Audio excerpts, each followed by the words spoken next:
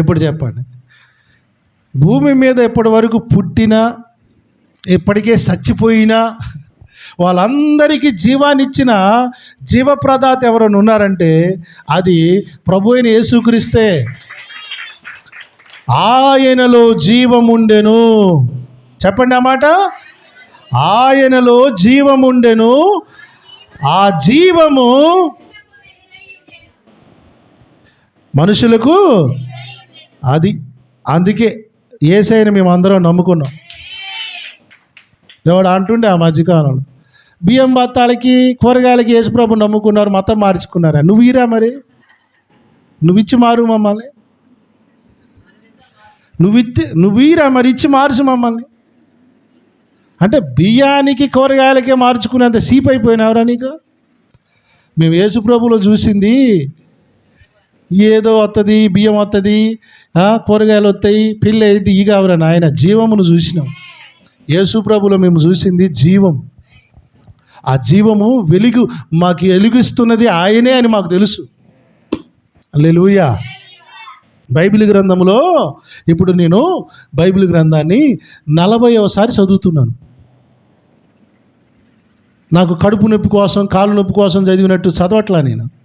కొంచెం శ్రద్ధగా ఒళ్ళు దగ్గర పెట్టుకొని దేవుడు అసలు మనుషులకి ఏమి, అసలు ఎందుకు ఇచ్చాడు ఈ బైబిల్ అని చదవటం మొదలుపెట్టాను. ఆయన ఇచ్చిన ఉద్దేశం ఏంటో నేర్చుకుందామని చదువుతున్నాను.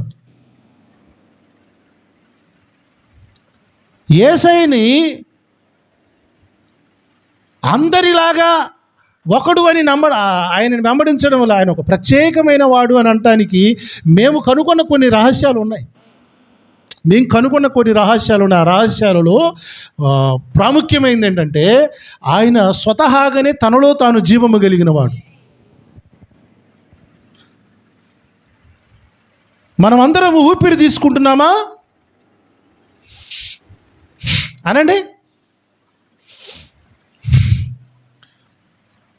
మేము బైబిల్ థెరపీ చేసేటప్పుడు, అరే బాబు మీరు ఊపిరి తీసుకుంటున్న ఊపిరి కూడా యేసు అనే వస్తాదిరా మీరు చూడండి అన్నాడు. నిజమే. యేసు కాదు సార్, మేము జీడిపప్పులు తిని బతుకుతున్నాం. మా జీవానికి, మా ఊపిరికి మూల కారణం మేము మంచిగా బాదం పప్పులు తింటాం సార్, మంచిగా యాపిల్ కాయలు తింటాం సార్. ఏం లేదు సార్, మేము మంచిగా ఈ జీవం కలిగి ఉండడానికి మేము మంచిగా అదేంటి ఓట్స్ తింటామండి. అబ్బా, బాసుమతి బియ్యం తింటే మాకు ఇలా బుగ్గలు ఊరి మంచిగా ఉన్నాం సార్, 6 ప్యాకులు వచ్చిన. అబ్బా అట్టనా?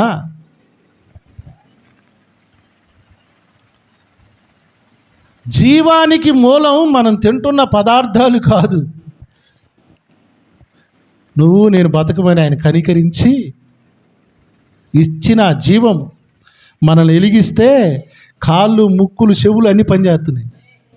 ఇప్పుడు ఆయనకు పెట్టిన పేరేందో తెలుసా? లోకం ఏ కులం తక్కువ దేవుడు. చెప్పు తీసుకుని కొడతాను నేనైతే కొడతాను రా. నేను నా మీద కేసు పెట్టినా పర్లేదు. సైతానుడా, జీవం ఇస్తున్న దేవునికి పట్టుకుని కులం పెడతావు దరిద్రుడా. చూడండి ఆయన గురించి ఏమి రాయబడిందో. అపోస్తుల కార్యములు 17వ అధ్యాయం 25వ వచనంలో చాలా ప్రాముఖ్యమైన విషయాలు. ఆయన అందరికీ జీవమును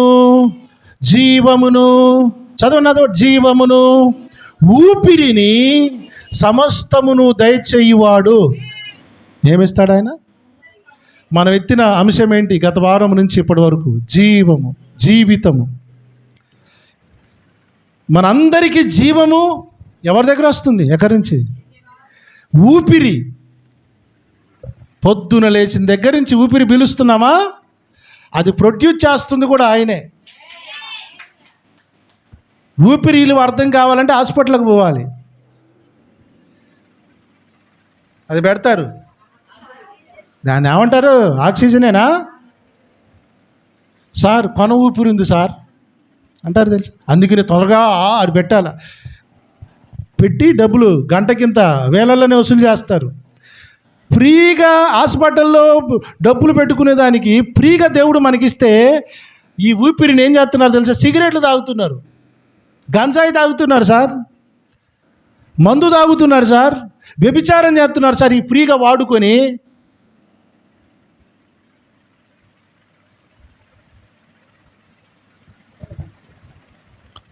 అందరికీ జీవమును ఊపిరిని దయచేస్తున్న దేవుడు ఆయనే.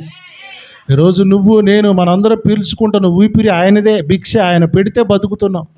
ఆ దేవుడి పట్టుకొని నువ్వు కులం పేరు పెడతారా? శాతగాని దద్దమ్మ. ప్రొడ్యూసర్ ఆయన, is the producer of life. జీవ ప్రదాత. చెప్పనమాట నాతో పాటు.